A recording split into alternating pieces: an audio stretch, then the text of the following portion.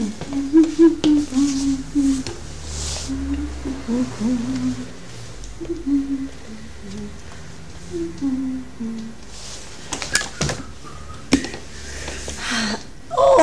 c'est Ahissor, mais qu'est-ce que tu fais là, toi? Pierre-Victor! Et je suis là pour présenter Chibero Telebista. Mais moi aussi. Mais c'est super cool. Allez, top là. Plateau dans 10 secondes. On ferait mieux d'y aller. Hein. Je crois. Je fais suivre mon casque.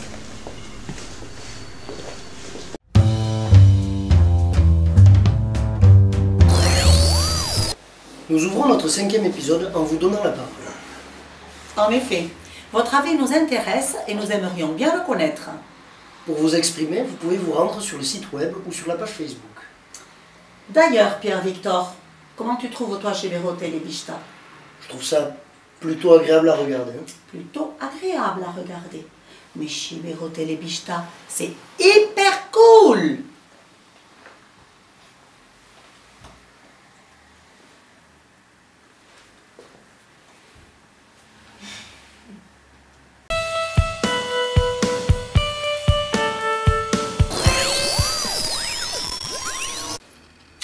Une petite interrogation, Pierre-Victor, es-tu prêt?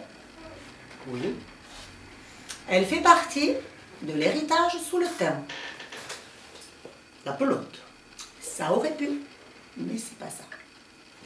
Elle est connue dans le monde entier. Shakira. Vraiment à côté de la plaque. Elle se transmet de génération en génération. La grippe. Patience.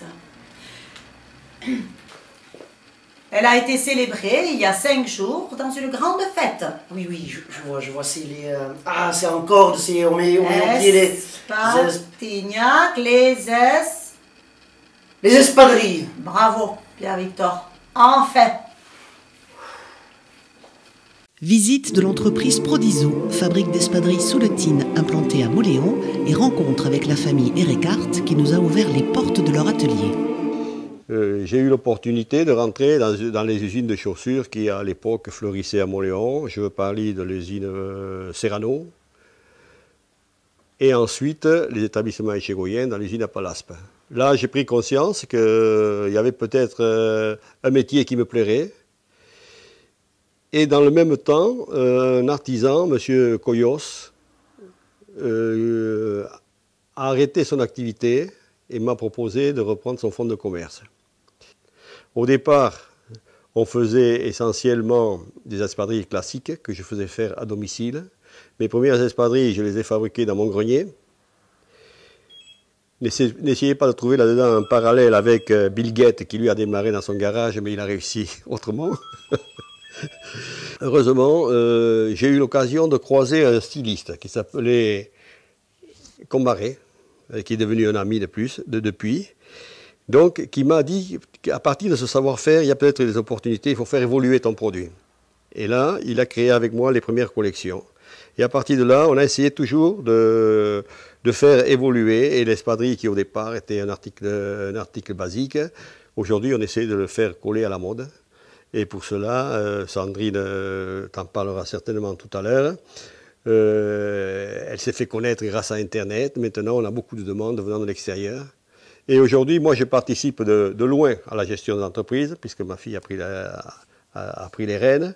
Mais je reste toujours là parce que j'aime bien ce métier et j'aime bien voir grandir cet enfant qui, j'espère, va s'épanouir dans un futur très proche.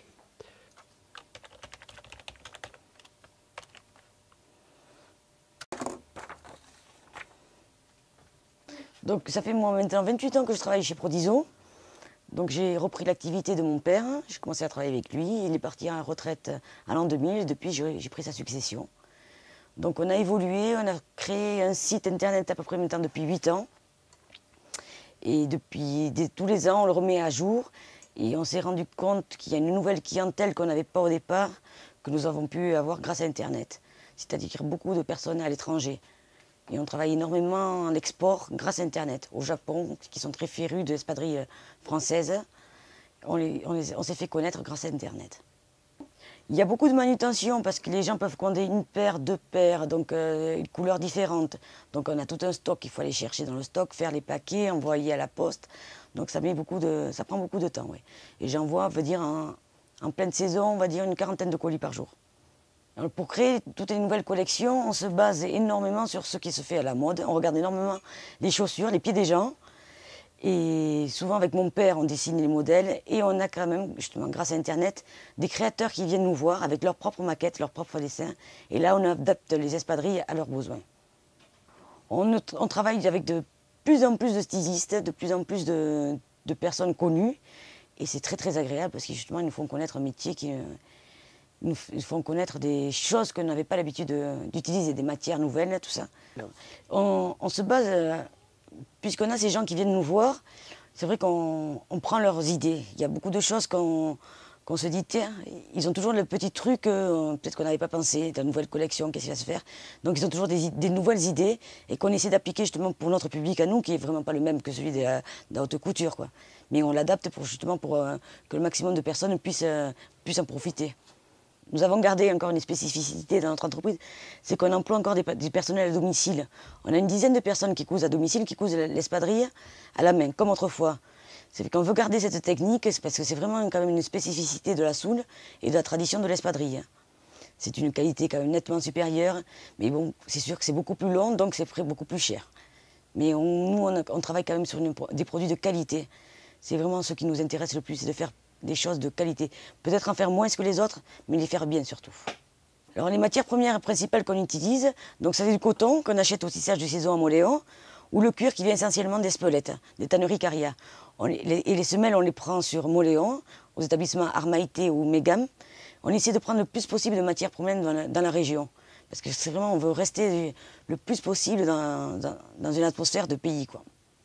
Alors, c'est vrai, c'est vrai que maintenant on rencontre un petit problème à cause du personnel à domicile.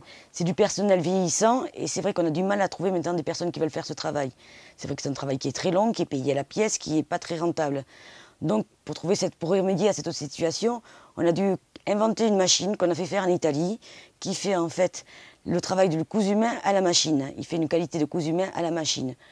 Bon, pour nous, c'était le débouché idéal qu'on pouvait avoir, parce que sinon, on ne savait pas dans 10 ans qu'est-ce qu'on aurait pu devenir si on n'avait pu trouver ce débouché. Le rêve de mon entreprise, eh bien, en fait, le rêve, c'est vrai qu'on continue encore 40 ans de plus, qu'on puisse travailler le plus possible encore à l'intérieur du pays, quoi. C'est vrai que maintenant, pour cette saison, j'ai mon second qui est étudiant, donc il vient me donner un coup de main. J'espère qu'un jour, peut-être, comme il est parti dans des études de design, il sera peut-être plus tard amené à me créer des espadrilles et à travailler avec moi, ce que j'espère. On ne sait jamais. Moi, je fais un peu de tout. J'aide les gens autour, je fais beaucoup de rangement derrière, je m'occupe surtout de la coupe aussi, et surtout du rangement des espadrilles. Pourquoi pas un jour faire ma collection. Je fais des études dans le dessin un peu, du coup il y a peut-être moyen de faire une collection. Ça, seul l'avenir nous le dira. Ouais, l'ambiance est sympa, les couturières sont bien drôles, c'est bien sympa. Les médias ne se sont pas trompés, ils viennent souvent nous voir et ils sont très intéressés justement par cette démarche d'espadrille qui au départ n'était pas évidente. À une époque, on pensait que c'était fichu, alors que ce n'est pas vrai. Aujourd'hui, il y a un nouvel essor dans l'espadrille. Il faut être attentif, il faut être créatif, et puis voilà, et puis il faut bosser, c'est tout.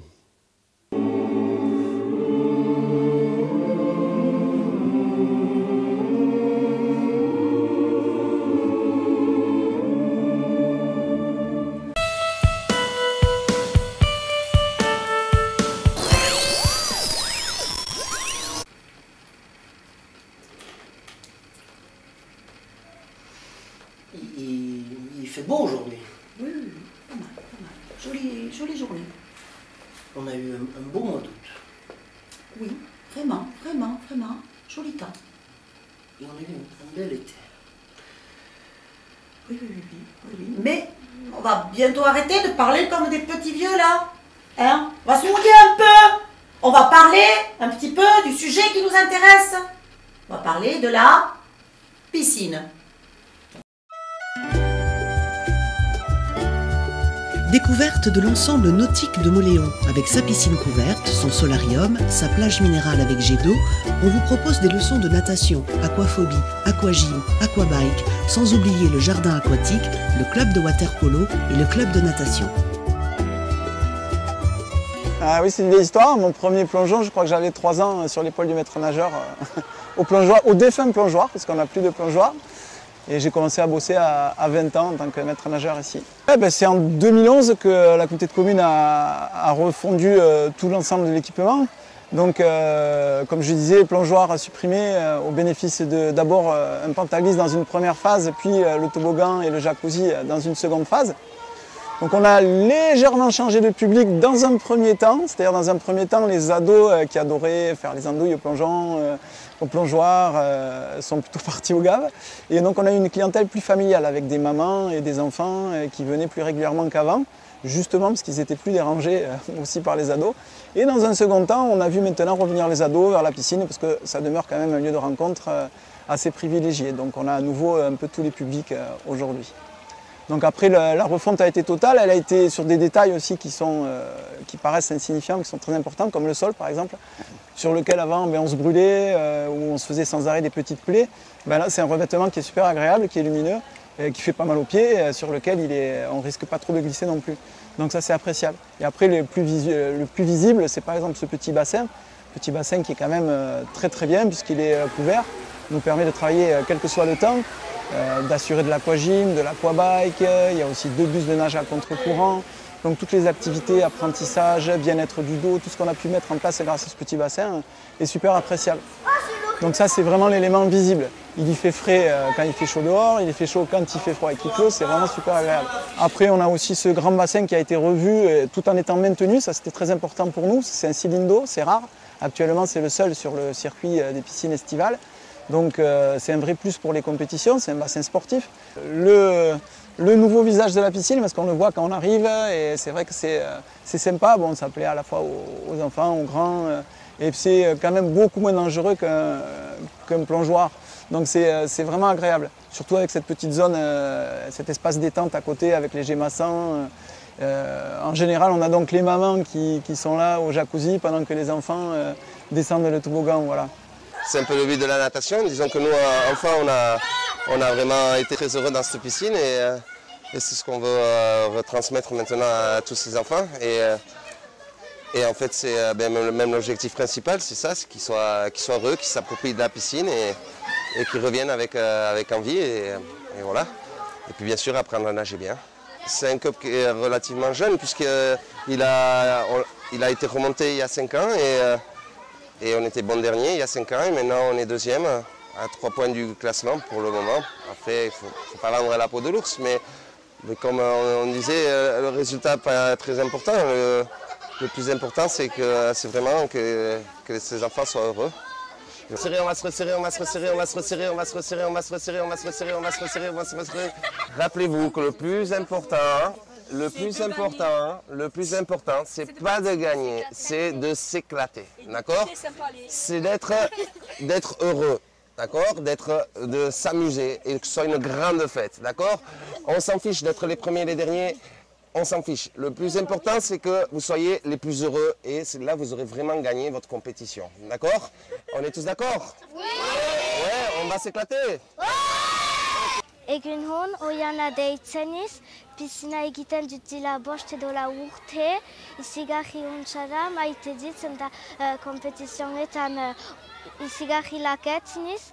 Ouais, super ambiance, on s'éclate vachement entre potes, on dîne, on fait des repas après la piscine, après les entraînements, on se voit un peu tous les jours et on se parle vachement et les résultats ils sont là pour nous montrer qu'on est un vrai club. C'est tous les jours, sauf le dimanche, c'est les compétitions. Donc parfois on a les compétitions soit le mardi, soit le mercredi. Et parfois on en a le week-end. Ordinat entrenamentsiak egiten dugu lehenik delako échauffement, lehenik igeriskatzeko. Eta gero egiten dugu 25 metrako gaisak. Alors le waterpolo à Mauléon, ça a démarré l'année dernière, en août l'année dernière. Et bon, c'était une idée, parce que bon, ça fait 5 ans que je suis maître nageur à Mauléon maintenant, et Et du coup, voilà, donc c'est né à Mauléon et j'espère que ça va encore s'agrandir l'année prochaine. Là, on a fait déjà une saison qui s'achève et on reprend l'année prochaine. Comme c'est la découverte d'un sport, c'est du loisir. En fait, ça se passe, c'est à peu près une heure et quart d'entraînement. Donc en fait, ce qu'on fait, c'est sur un quart d'heure, on fait de la nage au début pour s'échauffer tout ça. Après, sur à peu près 3 quarts d'heure, on va faire des exercices en fait pour manier la balle, des exercices, des jeux de passe, des jeux de tir, des jeux de rôle, tout ça, des jeux de stratégie aussi. Et après, sur les 20 dernières minutes, on fait un match. Il faut savoir que le match, c'est 4 fois 8 minutes de temps effectif. Donc à chaque fois qu'il y a des pauses, normalement, il y a le chrono qui s'arrête. Donc ça peut paraître très court, 4 fois 8 minutes, mais quand on est dans l'eau, c'est assez fatigant. La qualité principale dans notre équipe, c'est avoir la pêche, déjà venir avec la bonne humeur, parce que c'est vrai que quand on vient à beaucoup d'entraînements, du coup on s'améliore de plus en plus, même si à la base on n'est pas super bon nageur. Appelle le terre, on en a fait plein, mais là je relance, si l'année prochaine il y en a qui, même si cette année, septembre on continue, si pour l'année prochaine vous êtes motivé, n'hésitez pas à contacter la piscine ou moi-même à la piscine pour essayer rien que découvrir. L'année dernière on a fait 2 séances d'essai découvertes qui étaient gratuites et après l'adhésion n'est pas du tout chère, donc si vous voulez c'est tout à fait abordable pour une année, n'hésitez pas à venir.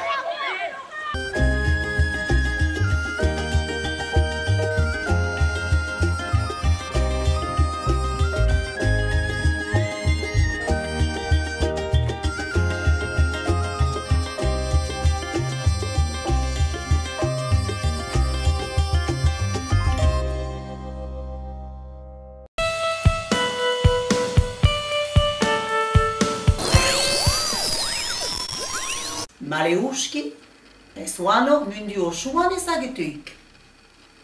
Ikushia Halisam Lucie, dit la BHT. Serda. Barakit, et Asiek Ashmatu du Sienes.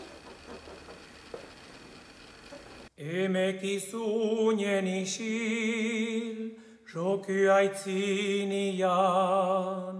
Erinyo bade yegu, horabiatzian. Harizlerden analde, gizonki ederez. Resti dütügü oray, irabazteko aidez. Esküsa payotin, şistera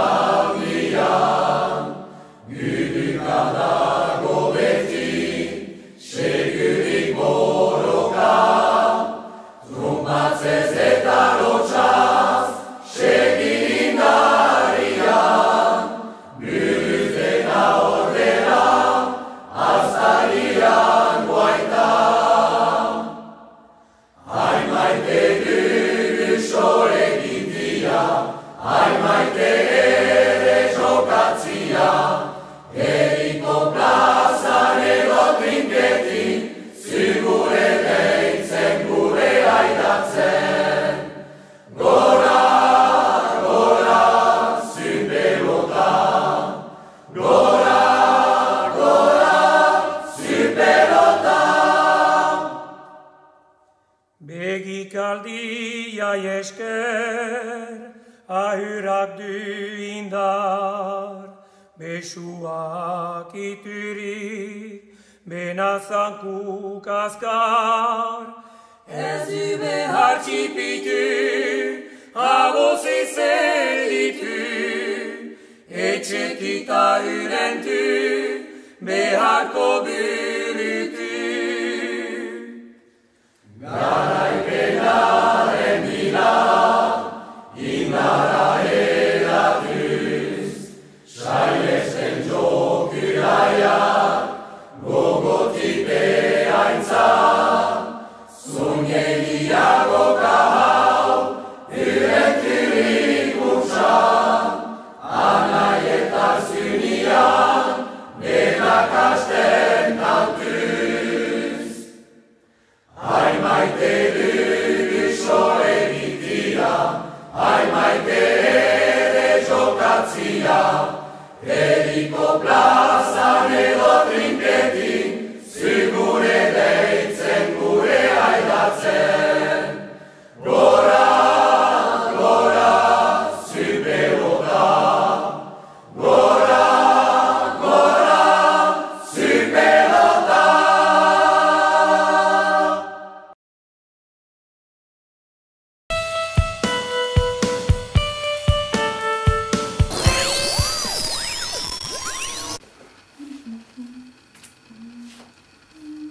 Dans mon carton, il y a un citron. Dans mon carton, il y a un lion.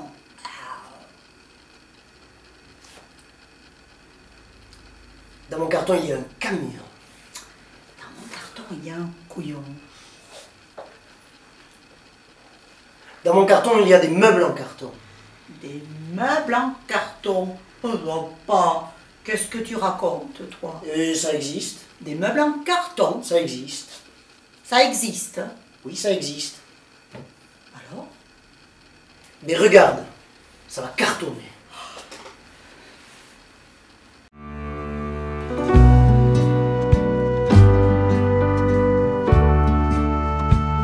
Interface, c'est la structure d'insertion de la vallée de la Soule. Depuis plusieurs années, Interface a souhaité diversifier ses activités, étant donné que le bâtiment n'intéressait pas forcément les femmes du secteur. Donc nous avons choisi de travailler sur une activité autour de la fabrication du mobilier carton. Le projet a donc abouti suite à une étude de marché qui a été mise en place en 2014, donc avec l'ouverture de cette nouvelle activité cette année en mai 2015. 4 femmes ont donc été embauchées pour participer à cette activité et la production a démarré et continue avec de très jolies réalisations. Voilà, je vous laisse maintenant avec Gérard Saucé, mon collègue encadrant technique mobilier carton. Donc le carton, on le récupère auprès des commerçants, des industries locales qui nous réservent le carton qui nous sert ensuite à la réalisation du mobilier. Donc en fait c'est du carton qu'on récupère, du carton de première proximité qu'on récupère un peu partout. On fait un contre-collé, c'est-à-dire qu'on obtient une épaisseur comme ça, dans laquelle on va découper nos pièces. Et ensuite on passe au montage. Et la particularité du carton, c'est qu'il se travaille comme du bois finalement. Voilà. Donc là, Coraline découpe l'assise du tabouret dans du contre-collé de carton. Les 2 pieds, le contrefort. Donc c'est un travail de précision quand même sur la scie à chantourner qui ressemble un peu à une machine à coudre.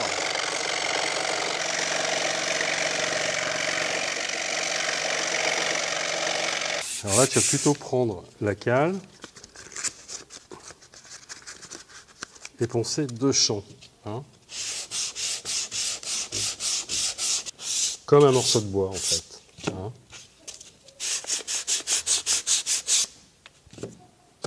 Donc, on ponce pour avoir une ligne bien propre, en respectant la courbe. Donc là, Coraline découpe des petites bandes de craft qui vont nous permettre de fermer la pièce en carton et la consolider. Ça, c'est important, ça. J'applique de la colle.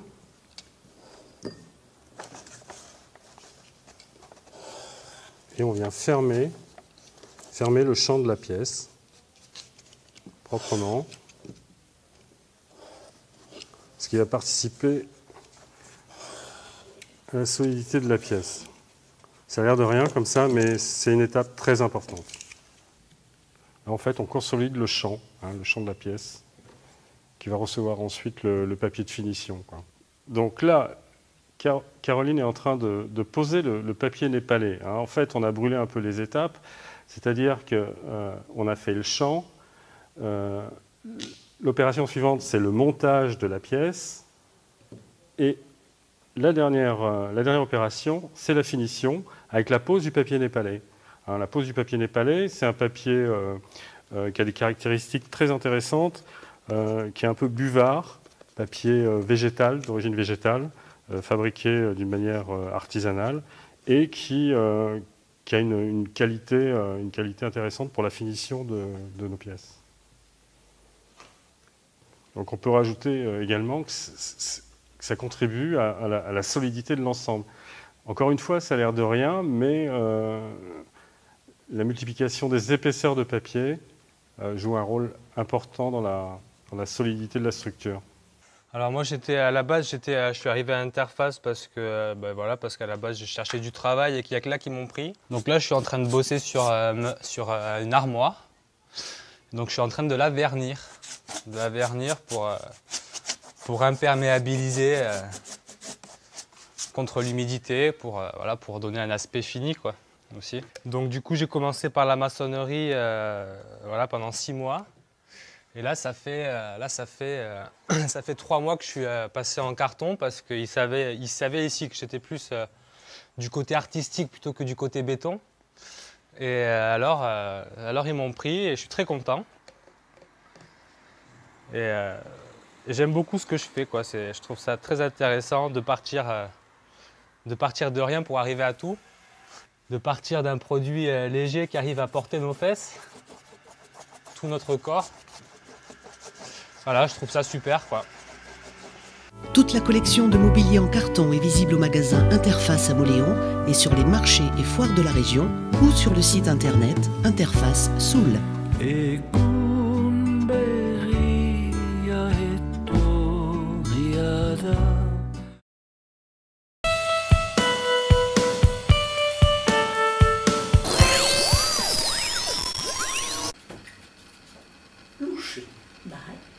Qu'est-ce que tu penses des rencontres entre générations? Gugutuk.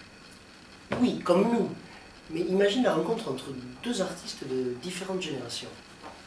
Peio Serbiel et Loïc Lascuret Enguija. L'un est dans la chanson depuis 40 ans. Bestia kamera batekin lanian hashida dila urte bat. L'un est devant la caméra. Bestia gibelin. Voici le résultat de cette rencontre.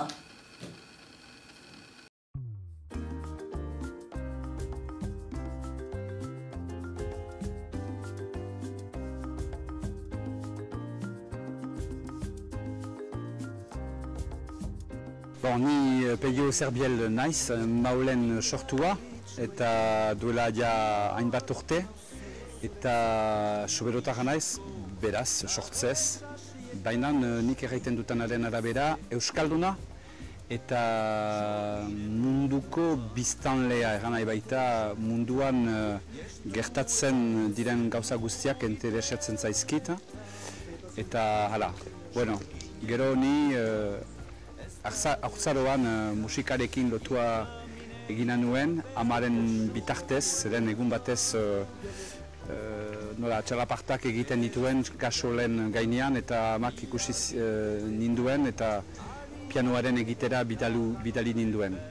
Geroztik beste jenden batzuen bidez, pixkanaka musikarekin edo musikaren bidez aurkitua dut nire bidea, egin nahi nuen lana azkenian eta gero azken 30 urtetan Polygram Universal delakoaren diskoetxarekin, Sonyerekin loturak egin dituen eta diskoak ateratu eta hala.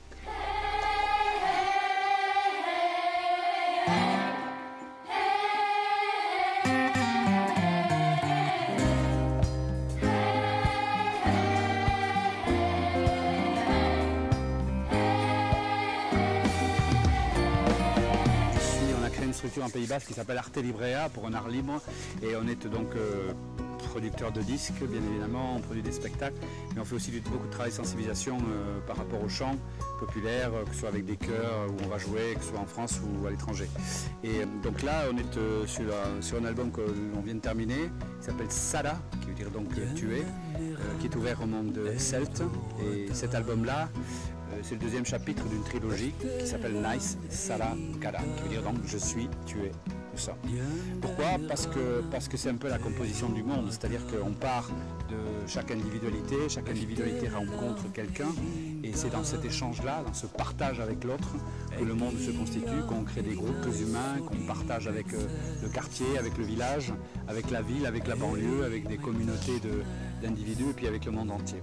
Et donc Nice, c'est un album que j'avais fait il y a quelques années, j'avais invité Renaud qui n'avait jamais chanté en basque, qui est venu, nous a fait ce plaisir-là, et après des musiciens bien évidemment du Pays Basque, le chœur Chalamela, qui est un magnifique chœur de Bayonne, et puis plein de musiciens des musiques du monde, notamment Patrick Bébé, pianiste camerounais avec qui je partage des scènes depuis déjà de longues années. Ce deuxième album, il est plus tourné vers le monde celte, donc j'ai invité Gilles Servage, chanteur breton, Karen Matheson, qui est une merveilleuse chanteuse écossaise, et donc après beaucoup d'autres musiciens de Bretagne, Konogan Anabasque, qui est un merveilleux musicien de musique traditionnelle en Bretagne, un jeune bonhomme plein de talent. Cet album, c'est une sorte de rencontre autour de ce projet-là, qui est un projet que je souhaite fédérateur. Voilà. De nous, oui de nous et de toi, de moi, oui de moi et de toi.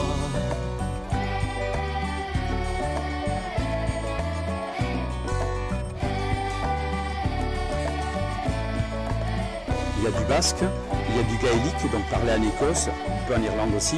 Il y a du breton, donc parlé en Bretagne.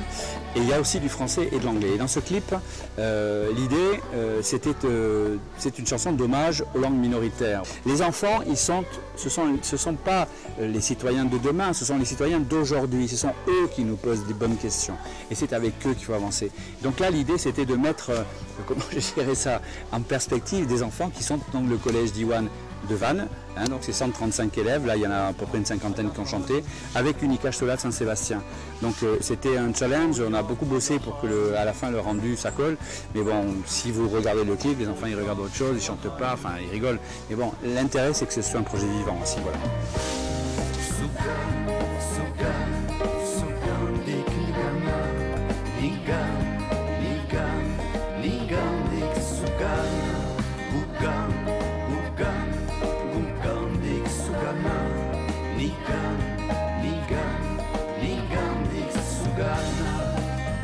Bon, on a effectivement sorti une ligne d'espadrilles. Ce sont en réalité deux types d'espadrilles qui sont faits par Isabelle Coucchio.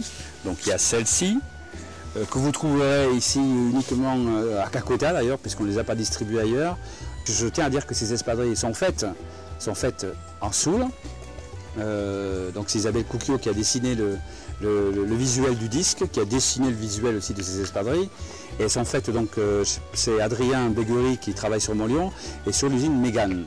C'est un clin d'œil parce qu'effectivement j'entends certains hommes politiques en Pays Basque qui ont l'œil larmoyant quand ils vont nous parler sur France Inter pour demander une indication géographique en disant il y a 15% des espadrilles qui sont fabriquées ailleurs, genre Bangladesh, Chine et tout ça.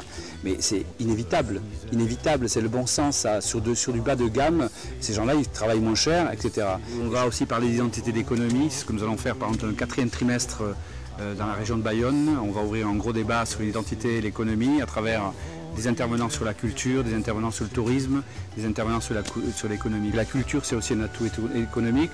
Le tourisme, c'est aussi travailler sur du contenu. Et comment ensemble, on peut peut-être mettre des énergies communes pour parler de ce pays que l'on aime.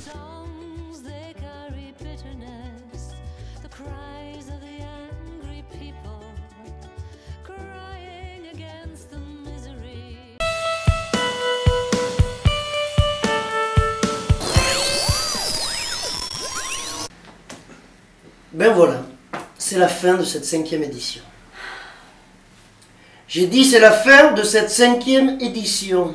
Oh! Vous êtes toujours aussi nombreux à nous suivre sur le web. Nous vous en remercions. Rejoignez-nous, n'oubliez pas que cette télé est participative, que vous pouvez proposer des sujets ou même présenter le journal. Bai, ciao ste, nahitutien geien emaitea, eta jurnalaen aurkestea. Izigarri goxo eta aiza baita. Ahal bezan zal egin ezazie. Izan untza. Eta berriz arte.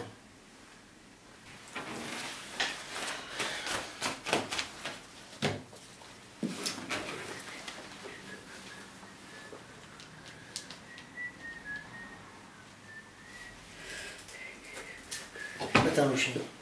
Serda? Il n'y a pas un truc qui... Qui quoi? Qui cloche. Qui cloche où?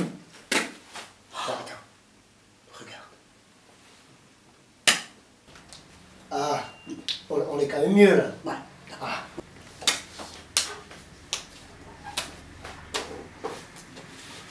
Shibero Televista!